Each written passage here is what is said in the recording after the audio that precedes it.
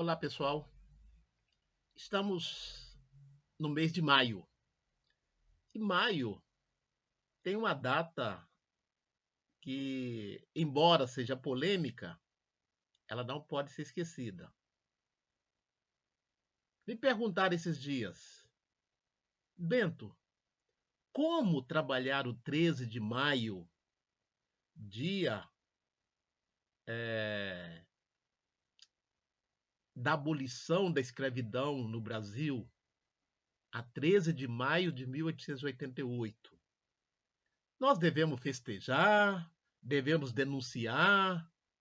O que nós devemos fazer com o 13 de maio, sobretudo na sala de aula? Porque houve um tempo em que se comemorava, houve um tempo em que celebrava a princesa Isabel como a redentora, né? Fazia-se celebrações religiosas, ecumênicas. E houve um outro momento, sobretudo a partir da década de 70, que o movimento negro eh, tecia e tece críticas ao 13 de maio, porque ele, vamos dizer assim, aboliu oficialmente o trabalho escravo no Brasil, mas não deu condições para o ex-escravizado sobreviver. Como diz a letra de um enredo de escola de samba do Rio de Janeiro: livre do açoite da senzala, mas preso na miséria da favela. Não é à toa que nos últimos 10, 12 anos temos nos dedicado a, a pesquisar o pós-abolição. Para onde foram os ex-escravizados após o 13 de maio? Então eu digo o seguinte: o que fazer com o 13 de maio na sala de aula? Ir além do 13 de maio, mostrar todo o contexto em que foi gerado o 13 de maio. E aqui eu vou trazer alguma bibliografia sobre essa temática, visando dizer que as datas são pontas de icebergs. Nós não devemos ficar presos nas datas. Nós temos que ir além delas. Elas são lugares de memória que nos faz pensar criticamente os acontecimentos, não apenas o acontecimento que se deu naquela data, mas tudo que cerca ou que cercou aquela data. Eu já vos apresentei aqui o Simeão, né? O busto do Simeão, que foi um ex-escravizado aqui da cidade de Itajaí, ex-escravizado do Agostinho Alves Ramos, que foi um dos primeiros brancos a chegar aqui no território. Então, ele é visto pela historiografia tradicional como um dos fundadores da cidade. E esse escravo Simeão era um pedreiro que construiu as bases da primeira igreja de Itajaí por volta de 1824. Por volta de 1824, Itajaí foi elevada à categoria de curato. Depois, mais tarde, passou a vila e depois passou a cidade. E durante muito tempo, o Simeão ele esteve esquecido da historiografia de Itajaí. Nós recuperamos, e não só recuperamos, como hoje a municipalidade de Itajaí, o setor cultural, todo ano faz uma homenagem às pessoas negras que se destacaram em prol da equidade, da justiça social e da justiça étnico-racial, e oferece a essas pessoas que são indicadas por as entidades do movimento negro de Itajaí e recebem o troféu Simeão. Esse aqui é o meu, eu já recebi há um tempo atrás. Então, para pensar para além do 13 de maio, nós apresentamos aqui, por exemplo, esse dicionário da escravidão negra no Brasil, de Clóvis Moura.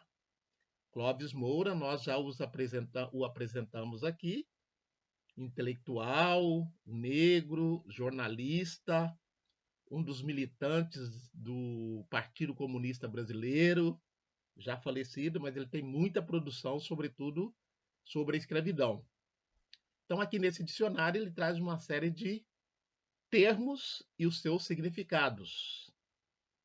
Entre eles, ele nos fala de um personagem muito importante no processo da abolição da escravidão no Brasil, do qual nós falaremos daqui a pouco, mas já cito que o nome dele é Antônio Bento. Antônio Bento. Tem nada a ver comigo, não, só o nome, né? Então vamos falar do Antônio Bento, que, infelizmente, quando nós estudamos na escola, o 13 de maio, não se fala no Antônio Bento. Mesmo na faculdade, eu fiz faculdade de História, na minha época, Antônio Bento era um desconhecido, né? Outra bibliografia que eu apresento aqui, Flores, Votos e Balas. O movimento abolicionista brasileiro de 1868 a 1868 a 1888, da historiadora Ângela Alonso. Importantíssimo essa obra, porque ela mostra os vários segmentos abolicionistas. Não existiu apenas um movimento abolicionista. Aconteceu movimentos abolicionistas. Uns que queriam resolver a coisa através das flores. Como assim, Bento? Você sabe que houve um movimento abolicionista que usava como símbolo da abolição uma flor, usava aqui, né, no paletó, uma flor chamada camélia. Camélia. Inclusive, a esse grupo tinham os intelectuais, bacharéis em direito. Até o Eduardo Silva escreveu um livro que chama O Quilombo do Leblon, né, que ele fala do movimento abolicionista que usava a camélia como símbolo de libertação. E também tinha aquele outro segmento que queria resolver o fim da escravidão através do parlamento, através da votação, fazendo projeto, fazendo leis. E tinha um outro grupo, do qual fazia parte Antônio Bento, que queria resolver a coisa na bala, né? Na luta, no enfrentamento. Então, esse livro, né? Flores, Votos e Balas, é muito importante para conhecermos os meandros do movimento ou dos movimentos abolicionistas. Eu não preciso dizer a vocês que o movimento abolicionista que vingou foi o mais conservador possível, né? Ele estava mais preocupado com os senhores de escravizados do que com os escravizados. Então, por isso, a crítica que nós temos que fazer a esse projeto do 13 de maio, que atendeu mais os interesses dos senhores de escravizados, de terras e de bens, do que os escravizados. E vos apresento um outro aqui, Isabel, a Redentora dos Escravos, do Robert Dibert Jr. Isabel, a Redentora dos Escravos. Então, nessa obra, que foi a dissertação de mestrado do Robert, ele nos apresenta, nos mostra como é que se construiu em torno da princesa Isabel essa áurea de redentora, essa áurea de uma senhora bondosa que perdeu o trono por conta desse projeto de libertação dos escravos, segundo algumas vertentes. Então, eles nos mostram aqui como é que construiu-se a imagem da princesa Isabel como redentora dos escravos. Isso na literatura, nas iconografias, nos jornais, nos discursos, né? Então não é à toa que durante algum tempo o 13 de maio era uma apologia à princesa Isabel, como se todo o movimento fosse em decorrência da sua bondade, né? Da sua generosidade. Tudo isso entre aspas, é claro. Então, o 13 de maio é também um dia de denúncia. Denúncia acerca dos trabalhadores que ainda hoje, muitos deles, vivem em situação correlata, similar à condição de escravizados. Basta a gente ligar a televisão, abrir os jornais, abrir a internet, quase todos os dias, denúncia de trabalhadores em situação correlata a de escravizados. E nesse sentido, o estado de Santa Catarina, de onde eu vos falo, ele está entre os primeiros estados em que essa prática existe com frequência, sobretudo em alguns setores do agronegócio. Dia 13 de maio também é dia de fazer denúncia contra o racismo que ainda paira na nossa sociedade, apesar de todas as leis, apesar de todos os instrumentos de combate ao racismo, ele ainda se faz presente na nossa sociedade. Isso nos faz lembrar uma frase do abolicionista Joaquim Nabuco.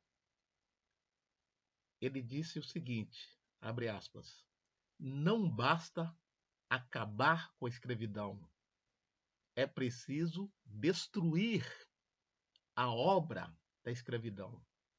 Fecha aspas.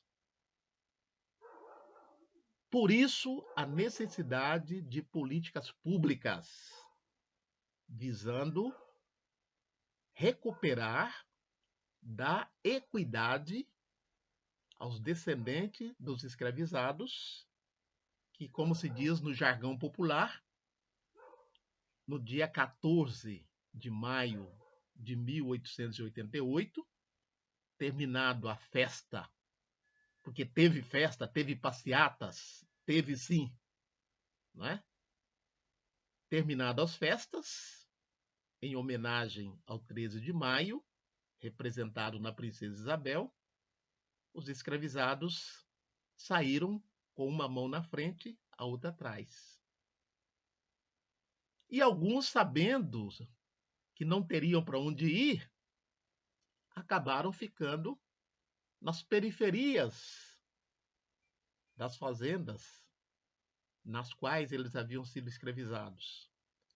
Outros foram para o meio urbano, viver na marginalidade, no subemprego, no desemprego. Então, o 13 de maio é uma data que não pode e nem deve ser apagada. Tampouco deve ser celebrada. Então, o 13 de maio é um dia de reflexão, é um dia de análise, é um dia de debate. né?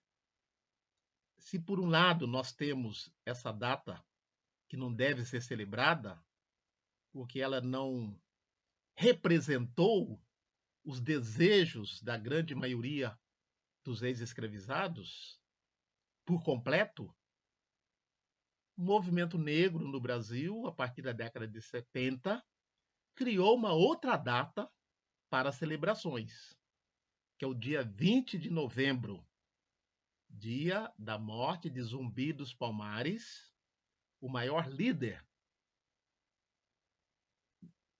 da resistência dos escravizados nas Américas, um dos grandes líderes do Quilombo de Palmares, que durou 100 anos, mais de 100 anos, e foi destruído a 20 de novembro de 1695. Aliás, foi destruído não.